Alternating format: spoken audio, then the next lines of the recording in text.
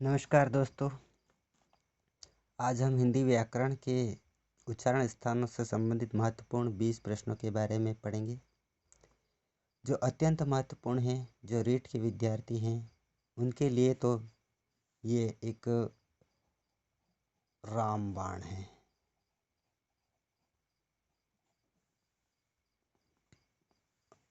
पहला प्रश्न हमारा है, वे वर्ण जो स्वर व व्यंजन के बीच की स्थिति में होते हैं उन्हें क्या कहते हैं दोस्तों? अंतस्थ कहते हैं, ऊष्म कहते हैं, संयुक्त कहते हैं, नासिकीय कहते हैं। तो दोस्तों, वे वर्ण जो स्वर व व्यंजन के बीच की स्थिति में होते हैं उन्हें अंतस्थ व्यंजन कहते हैं दोस्तों। आंसर हमारा अ होगा। दूसरा प्रश्न हमारा है, ज्ञ का अक्षरिक खंड है। अक्षरिक खंड का अर्थ होता है वर्ण का खंड, अर्थात वर्णों का टुकड़ा। तो ज्ञ का टुकड़ा किस प्रकार से होता है दोस्तों, आइए देखते हैं। अ में दे रखा है ज्ञ, ग प्लस य प्लस अ बराबर ज्ञ। ब में दे रखा है ज प्लस य प्लस अ बराबर ज्ञ। और स में दे रखा है ग प्लस य प्लस अ बराबर ज्ञ। और द दे रखा है उपरोक्त सभी। वैसे देखा जाए तो अ भी कुछ सही है दोस्तों, लेकिन व्याकरणिक दृष्टि से देखा जाए तो हमारा आंसर ब होगा। आइए दोस्तों अगले प्रश्न की ओर चलते हैं। हिंदी में ज्ञ का उच्चारण स्थान ज्ञ होता है, या हिंदी में ज्ञ का उच्चारण ज्ञ होता है, इसलिए इसका अक्षरिक खंड होता है दोस्तों। कर लेना, इसमें थोड़ी सी त्रुटि हो गई। अ दे रखा है ज्ञ प्लस य प्लस अ बराबर ज्ञ। ज प्लस य प्लस अ बराबर ज्ञ। स दे रखा है दोनों और द दे रखा है कोई नहीं। तो इसमें दोस्तों ज्ञ उच्चारित हो रहा है, इसलिए आंसर अ होगा। ज्ञ प्लस य प्लस अ बराबर ज्ञ। ये अ आंसर हमारा सही होगा। अगला क्वेश्चन नंबर 14 है दोस्तों, संयुक्त व्यंजन हैं। संयुक्त व्यंजन कौन कौन से हैं दोस्तों, आइए देखते हैं। श, अ में श दे रखा है, ब में त्र दे रखा है, और ज्ञ में स में ज्ञ दे रखा है, और द में ये सभी दे रखा है।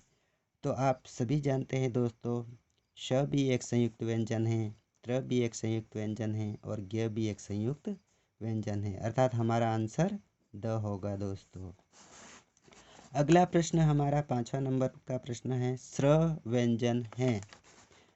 नासिकीय व्यंजन है, संयुक्त व्यंजन है, ऊष्म व्यंजन है, अंतस्थ व्यंजन है। स्र वर्ण में वर्ण दो वर्णों के मेल से बना है दोस्तों, दो वर्णों के मिलन से बना है, अतः यह एक संयुक्त व्यंजन है।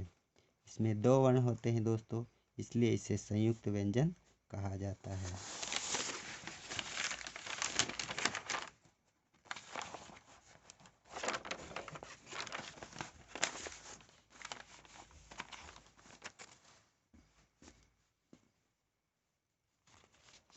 हमारा अगला प्रश्न है दोस्तों, ओ औ का उच्चारण स्थान है। कंठ व ओष्ठ, दंत व ओष्ठ, ओष्ठ व या केवल ओष्ठ, या सभी। तो ओ औ का उच्चारण स्थान कंठ व ओष्ठ होता है दोस्तों, इसलिए हमारा आंसर अ होगा। अगला प्रश्न है 7 नंबर का, प वर्ग तथा उ व्यंजन वर्ण का उच्चारण स्थान है। तो प वर्ग तथा उ व्यंजन, यहाँ व्यंजन हटा लेना दोस्तों। उ वर्ण का उच्चारण स्थान ओष्ठ, दंत, तालु या मुर्दा। तो प वर्ग और उ जो वर्ण हैं दोस्तों, वह उनका उच्चारण स्थान ओष्ठ होता है। अगला प्रश्न है, व वर्ण का उच्चारण स्थान है।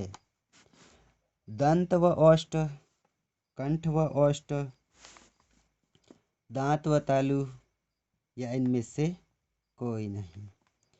तो व वर्ण का उच्चारण स्थान दंत व कंठ व ओष्ठ होता है दोस्तों, कंठ व ओष्ठ। अगला नवा प्रश्न हमारा है ए आई का उच्चारण स्थान है। तो दोस्तों ए आई का उच्चारण स्थान कंठ व तालु, कंठ तालव्य, दोनों या कोई नहीं। तो कंठ व तालु भी कह सकते हैं दोस्तों, और कंठ व तालव्य दोनों एक ही बात है, अतः हमारा आंसर स होगा दोस्तों, दोनों सही है।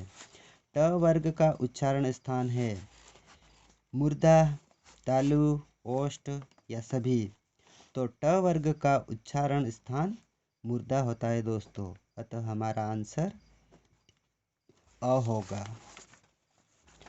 अगले प्रश्न की ओर चलते हैं दोस्तों।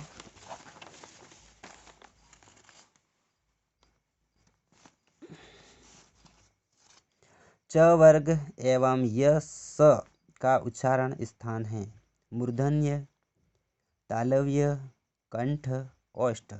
च वर्ग का उच्चारण स्थान तालु होता है अर्थात तालव्य। आंसर हमारा ब होगा दोस्तों। अ आ तथा ह का के साथ क वर्ग का उच्चारण स्थान है। अ आ तथा ह के साथ क वर्ग का उच्चारण स्थान कौन सा है दोस्तों? कंठ है, ओष्ठ, दंतोष्ठ या कंठोष्ठ। तो अ आ तथा ह के साथ क वर्ग का उच्चारण स्थान कंठ होता है दोस्तों, अर्थात हमारा आंसर कंठ ही होगा, अ सही है। प व्यंजन वर्ण के उच्चारण में सम्मिलित है। प व्यंजन वर्ण के उच्चारण में सम्मिलित है। प वर्ण के साथ किसका उच्चारण किया जाता है दोस्तों?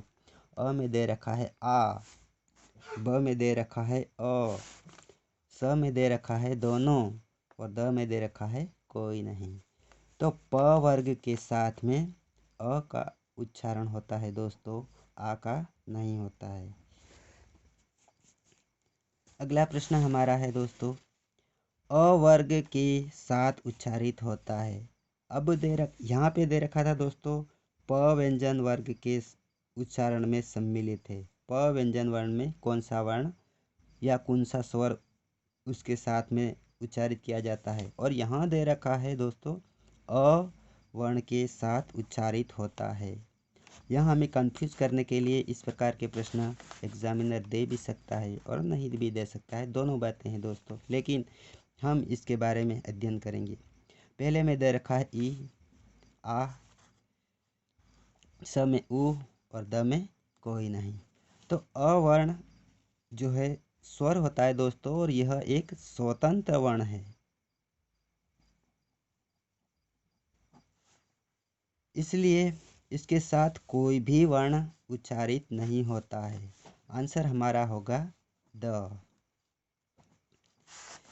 अगला प्रश्न है हमारा 15 नंबर का दोस्तों, नासिकीय वर्ण होता है। नासिकीय वर्ण होता है, कौन सा होता है दोस्तों? वर्ग का पहला वर्ण होता है, या वर्ग का दूसरा वर्ण, या वर्ग का तीसरा वर्ण, और द दे रखा है वर्ग का चौथा वर्ण।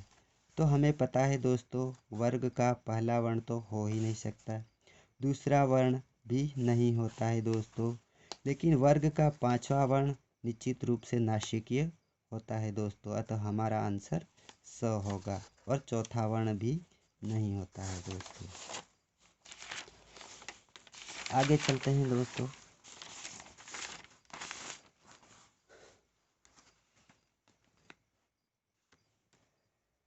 जिन वर्णों का उच्चारण नासिकीय के साथ कंठ, तालु, मूर्धा, दांत तथा ओष्ठ के स्पर्श से होता है उन्हें क्या कहते हैं दोस्तों? अंतस्थ व्यंजन कहते हैं, नासिकीय व्यंजन कहते हैं, ऊष्म व्यंजन कहते हैं, या उपर्युक्त सभी कहते हैं। तो अंतस्थ व्यंजन तो नहीं कहते हैं दोस्तों, ये तो हमारा गलत आंसर है।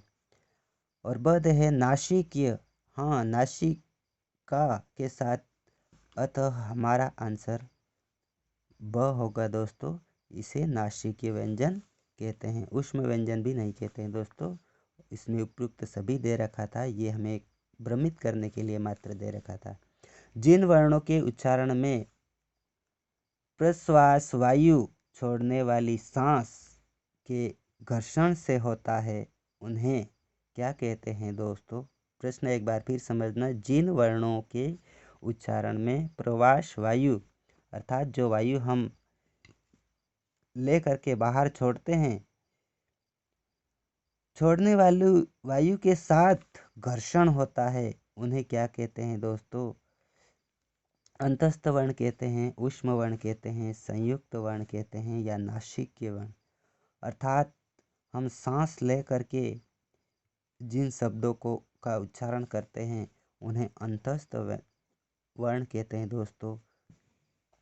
अगला प्रश्न है, उच्चारण स्थानों की संख्या होती है। उच्चारण स्थानों की संख्या होती है 8 होती है दोस्तों, 7 होती है, 13 होती है या 7 होती है। तो उच्चारण स्थान आप सभी को पता है दोस्तों, 8 होते हैं, 8 होते हैं। अर्ध चिन्ह के प्रयोग के पश्चात वर्ण लिखा जाता है। एक बार फिर समझना दोस्तों इस प्रश्न को। अर्ध चिन्ह के प्रयोग के पश्चात वर्ण लिखा जाता है। पूर्ण रूप में लिखा जाता है या अर्धपूर्ण रूप में लिखा जाता है या दोनों ही रूपों में लिखा जाता है या ऐसा कोई नहीं होता। तो अर्ध चिन्ह के बाद वर्ण को अर्धपूर्ण रूप में ही लिखा जाता है दोस्तों। आंसर हमारा ब होगा। और अगला प्रश्न हमारा है दोस्तों, म आधा हलंत म प्लस री प्लस हलंत द प्लस आ के विच्छेद या अक्षरिक खंड का संयुक्त रूप होगा। ये हमें संयुक्त रूप पूछ रहा है दोस्तों। तो मृदा होगा,